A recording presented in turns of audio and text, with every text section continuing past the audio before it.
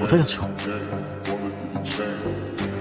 ইরফান, এটা তোমার আর আমার মাঝখানে শেষ দিয়ে সাইন করে দাও। আমি না আমার জীবনের সবকিছু বাজি রেখেছিলাম তোমার জন্য। তুমি যখন 2 মাস রিহ্যাবে ছিলে, আমি প্রতিটা রাত মনোজাতে কাটিয়েছি। আল্লাহর কাছে শুধু চেয়েছি যেন সে তোমাকে অন্ধকারের পথ থেকে আলোতে ফিরিয়ে আনে। কিন্তু তোমার শরীরে যে বিষ বইছে তা আমার ভালোবাসার ক্ষমতার থেকে অনেক বেশি।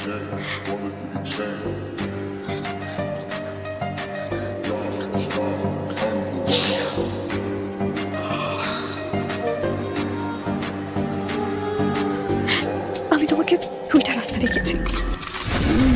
একদিকে আমি আর আমাদের স্বপ্ন, অন্যদিকে তোমার সেই অন্ধকারের জগৎ যেটাকে তুমি বারবার বেছে নিয়েছো। ঈশা, ঈশা, সরি ঈশা। সরি? মানুষকে একবার বাঁচানো যায়, কিন্তু যে মানুষ বারবার মরতে চায় তাকে বাঁচানোর সাধ্য আমার নেই। তুই যে শয়তান আমার হাতে বিষের পেয়ালা তুলে দিয়েছিল, তার সাথে হিসাবটা এখনো বাকি। আর এখানে নিয়েছিস কেন? ইরফান, কি হয়েছে তোর?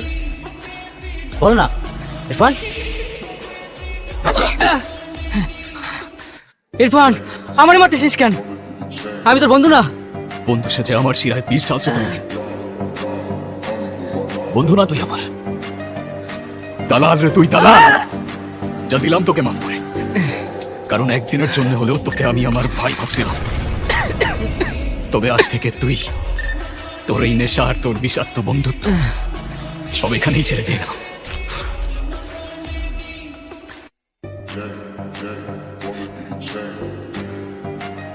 আয় ভাই, আমি জানতাম তুই ফিরে আসবি। এই ঘরের দরজা তোর জন্য সারা জীবন খোলা ছিল, শুধুমাত্র ওই অভিশাপটার জন্য আমি দেয়াল তুলেছিলাম। তুই ফিরে এসেছিস, আজ আমার বুকের উপর থেকে পাথরটা নেমে গেছে। আমি জানতাম যে ওই ছেলে তোর যোগ্য না। ভাঙা কাজ দিয়ে কখনো ঘর করা যায় না। কাল থেকে আমি তোর জন্য নতুন সম্বন্ধ দেখবো। আমি এমন রাজপুত্র আনবো যে তোর পাশে দাঁড়ালে লোকে তাকিয়ে দেখবে। তুই চিন্তা করিস না মা, তোর বাবা সব সামলে নেবে। আয় ভিতরে আয় মা, আয়। কাঁদিস না মা। একটা কথা আজ অব্দি বুঝতে পারলাম না, তোর মতো হাসি খুশি একটা ছেলে কিভাবে এই নেশার চক্রে পড়লো রে নানু ভাই? তুই এটা নিজের হাতে বানিয়েছিস? হ্যাঁ। কেমন হয়েছে বল? সুন্দর হয়েছে। তোকে এতগুলো থ্যাংক ইউ।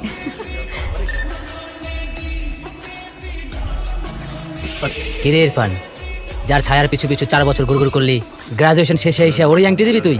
তোর তো কলেজে অনেক বড় হয়ে গেছে রে ভাই, কাহিনী কি? আরে জনি, ওরে দিয়ে কিচ্ছু হবে না। একই ডিপার্টমেন্ট একই সেকশনে পড়ে, কিন্তু আজ পর্যন্ত কোনোদিন হাই অব্দি বলতে পারে না। আর ও কিনা দিবে রিং। শোন, তোর জন্য আমার কাছে একটা জিনিস আছে। কি? এই নে, এটা ট্রাই কর। প্রথমে এটা খুলবি, তারপর ঢালবি। শুধু এতটুকুই, তোর কনফিডেন্স হাই করে দেবে। দেখ, এইভাবে নাকে ধরবি,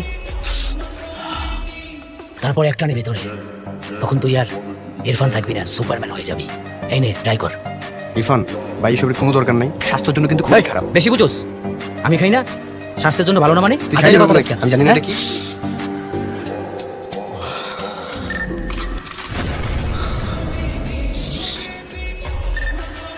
আই লাভ ইউ। মানে আমি খেয়াল রাখবো তোমার, কখনো একা রাস্তা পার হতে দেবো না, কখনো কোনো ঝামেলায় পড়তে দেবো না। তোমার থেকেও তোমাকে প্রোটেক্ট করবো, তোমায় সবসময় ভালোবাসবো, আর ভালোবাসায় কখনো চিটিং করবো না। তোমায় সবসময় সত্যি বলবো, কখনো মিথ্যা বলবো না। মানে বলবো ছোটখাটো, কখনো তোমায় একটু কম সুন্দর লাগলেও হয়তো বলবো তোমায় অসম্ভব সুন্দর লাগছে, কিন্তু এমন মিথ্যা বলবো না যেন বেইমানি হয়ে যায়। So will you marry me? এই কথা বলতে তোমার 4 বছর সময় লেগে গেল? তুমি কি ভাবছো আমি কিছুই বুঝতাম না? পেছনের বেঞ্চ থেকে আমাকে কে পাহারা দিচ্ছে সেটা আমি ঠিকই বুঝতাম, তাই জন্যই এতদিন ওয়েট করছি। হ্যাঁ হ্যাঁ, আবার কি? মানে আমিও তোমাকে পছন্দ করি, আই লাভ ইউ টু। হ্যাঁ, এ তো ঠিক ছিল। এরপর কি হলো নানু ভাই? এরপর হ্যাঁ, কারণ সে জানে এখনো তুই ছোট, তুই জানলে ভেঙে পড়বি। তাই সে নিজের কষ্টকে নিজে লুকিয়ে রেখেছে। তোকে হয়তো বলেছে আমার সাথে তোর মা গ্রামে একটা কাজে যাচ্ছে, কিন্তু সত্যিটা হলো ওকে নিয়ে চিকিৎসার জন্য দেশের বাইরে যাচ্ছে। বাকিটা আল্লাহর ইচ্ছা। তুমি তুমি এসব কি বলছো না ভাই? এটা কিভাবে হতে পারে? কোথাও একটা ভুল হচ্ছে। আমি আমি মাকে এখনই জিজ্ঞাসা করছি। খবরদার, নিজেকে নিয়ন্ত্রণ কর। তোর মা তোকে এই অবস্থায় দেখতে চায় না। ইরফান, কি ব্যাপার? নানা ভাইকে খুব জ্বালানো হচ্ছে না? চাচা যান, আপনি তো একদম ওকে মাথায় তুলে রাখছেন। আজকে তো আমি আপনার সাথে গ্রামে চলে যাব, তখনও বুঝবে এত বড় বাড়িটা সামলানো কতটা কঠিন।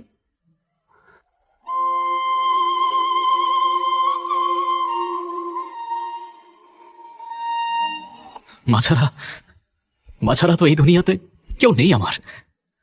শোন, এই দুনিয়াতে যেমন কষ্টের যন্ত্রণা আছে, তেমনি এই দুনিয়াতে কষ্ট যন্ত্রণা বলার ওষুধও আছে। যখন যেমন হীরা চেনে ব্যথার মানুষ, তেমন ব্যথার ওষুধ চেনে।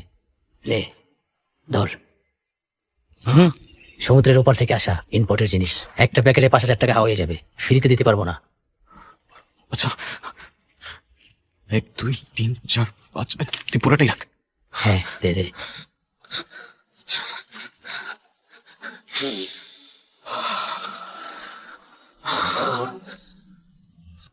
ব্রেইন শুধু ছোটখাটো কারণ খুঁজতে থাকে একটু ডোপামিন রিলিজ করার জন্য।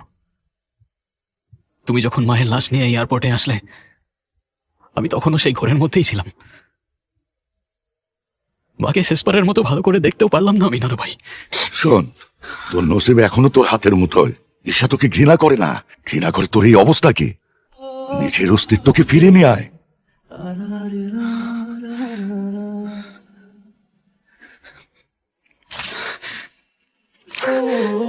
দেখ মা, এখানে কতগুলো ছেলের ছবি আছে। বিশেষ করে এই ছেলেটা লরেন্স রোডের চৌধুরী বিলার ছেলে, বিসিএস ক্যাডার। ছবিগুলো দেখে আমাকে একটু জানাস। হ্যাঁ মারে, তোর বাবা শুধু বাইরের আভিজাত্যটাই দেখছে, ভেতরের কষ্টটা দেখছে না। সে তোর জন্য নতুন ঘর খুঁজছে, কিন্তু আমি জানি তোর মন আত্মা সব আগের চৌকাঠেই পড়ে আছে। শোন মা, মেয়েদের বিয়ে একবারই হয়। আমি জানি না ইরফান কি দোষ করেছে, কিন্তু সেই ভুলের সামনে তোদের ভালোবাসাটা এত ঠুনকো হয়ে গেল যে একটা সই দিয়ে সব শেষ করে দিতে হবে।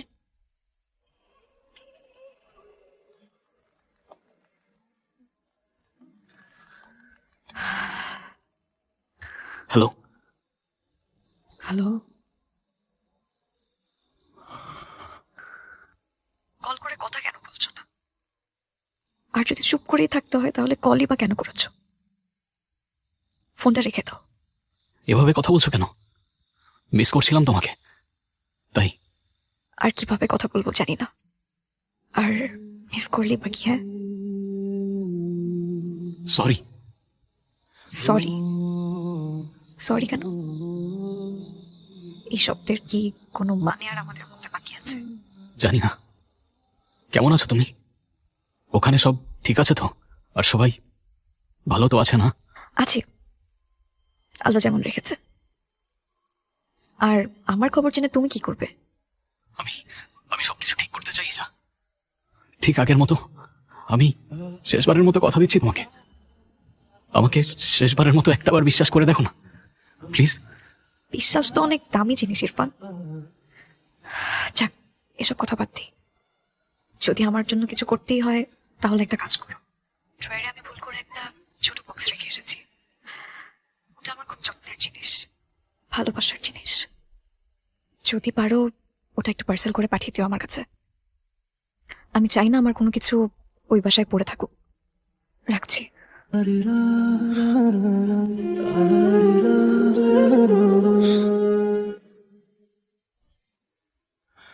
এই নাও তোমার পার্সেল। তোমার অনেক যত্নের, তাই আমি দিতে চলে আসলাম। কি বলবো? আচ্ছা, যাও তাহলে, ভেতরে যাও। তুমি যাও, আমার বাবার বাড়ি। আমি বাইরে থাকবো না ভেতরে থাকবো, তোমাকে জিজ্ঞেস করে থাকতে হবে? আচ্ছা, না মানে কারোর বাসার সামনে আসলে চা কফি না হোক, অ্যাটলিস্ট ভেতরে তো যেতে বলে না। এভাবে তাড়িয়ে কে দেয়? তো আমি তো ভেতরে আসতে না করিনি। না করনি, আবার আসতেও তো বলনি। বলিনি তো কি? বাড়ির সামনে আসলে কি তাকে কার্ড চাপিয়ে ভেতরে ইনভাইট করতে হবে? নিজের থেকেই তো আসা যায়। ওই দিক দিয়েও তো ময়লা হয়ে যাচ্ছে। হ্যাঁ মা, মুচবো। আরে ঈশা, ইরফান, কেমন আছো বাবা? থাকবে কেন? আশ্চর্য, ওর কি এই বাসায় আসতে কার পারমিশন নিতে হবে নাকি? জিজু কেমন আছো? এই তো আলহামদুলিল্লাহ, তুমি কেমন আছো? আমিও খুব ভালো আছি। জিজু আমার জন্য চকলেট এনেছো? এই রে, এইবার তো ভুলে গেছি। কিন্তু প্রমিস যাও, নেক্সট টাইম আর ভুল হবে না, কেমন?